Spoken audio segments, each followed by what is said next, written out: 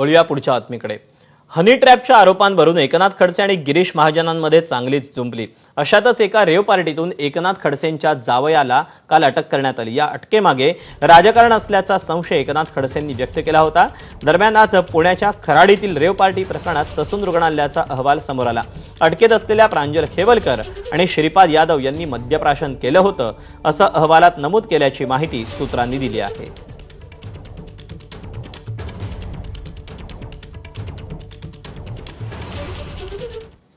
दरम्यान रोहिणी खडसे यांनी पुणे पोलीस आयुक्त अमितेश कुमार यांची भेट घेतली।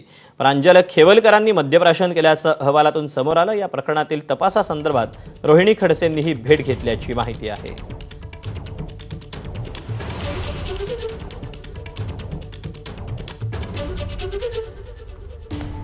प्रांजल खेवलकर यांना अटक केल्यानंतर त्यांच्या पत्नी रोहिणी खडसे यांनी या सगळ्याबाबत तपास नेमका कसा सुरू आहे यासाठी पुण्याच्या पोलीस आयुक्तांची भेट घेतल्याची माहिती आहे। दरम्यान याबाबतचा वैद्यकीय अहवाल माध्यमांना कसा दिला हा देखील प्रश्न त्यांनी उपस्थित केला आहे।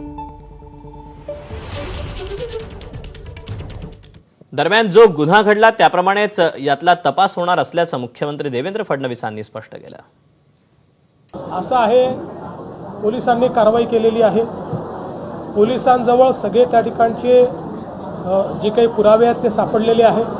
सगळ्याचं व्हिडिओ शूटिंग झालेलं आहे। कोणाच्या नावाने ते जे काही अपार्टमेंट आहे ते बुक झालेलं आहे हे देखील आपल्याला रेकॉर्डवर त्या ठिकाणी सापडत आहे। वेगवेगळ्या प्रकारचे गॅजेट जे सापडले आहेत त्यातनं देखील पुरावे मिळालेले आहेत। त्यामुळे मला असं वाटतं की मी याच्यावर यापेक्षा जास्त बोलणार नाही।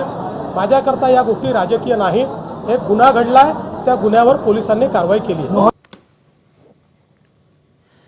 यानंतर वळूया पुढच्या बातमीकडे। काँग्रेसच्या